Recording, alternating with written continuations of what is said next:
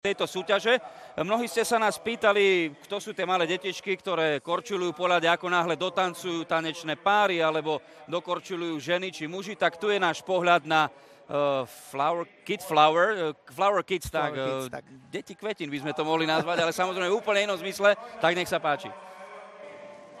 Výkony krasokorčuliarov sú u fanúšikov často odmenené plyšovými hračkami. Po hodení kvetov či pozdravu na ľadovú plochu sa o doručenie k pretekárom postarajú mladé krasokorčuliarské talenty. Volajú sa Flower Kids a na majstrovstvá Európy sa dostali vďaka konkurzu. Uprednostnili sme deti podľa výsledkov, prednostne sa brali medailisti z majstrovstiev republiky a medailisti zo slovenského pohára. Z celého Slovenska bolo vybraných 40 talentov. Dôležitá bola výška, keďže kvôli otváraciemu ceremoniálu hľadali deti od 120 do 140 cm.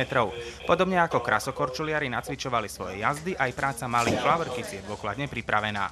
Pokiaľ začnú padať kvetinky alebo nejaké odkazy na ľad, my ukážeme a dáme im povel, aby išli. Oni musia pekne popri mantineli, čo najrýchlejšie korčulovať, pozbierať rýchlo naspäť, nesmú skrížiť trasu pretekárov.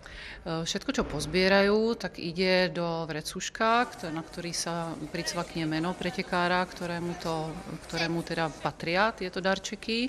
Dievčatko ide s doprovodom dozadu a v zákulisí najbližšou cestou do šatne pretekára odniesie zabalené vrecučko s darčekmi a tam ho položí, aby čakal na svojho pretekára. No, to oni si nás zavolajú a my sa akoby tvárime, že tam nikto nie je.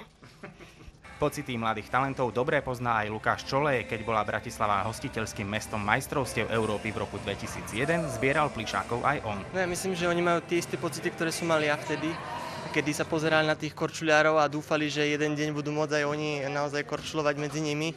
Tak ja dúfam, že vydržia a že to pre nich bude inšpirácia a naozaj si pôjdu za svojím a jedného dňa budú môcť aj oni reprezentovať Slovensko. Cesta kvetov a pozdravov končí v šatni krasokorčuliarov, kde si ich pretekári prevezmú. Bohužiaľ k osobnému stretnutiu s malými Flower Kids neprichádza. No ja dúfam, že si nájdem ten čas, aby som aspoň vybehol na tú tribúnu, si na chvíľu sadnúť aj k svojej rodine, tak možno ma tam zvládnu odchytiť.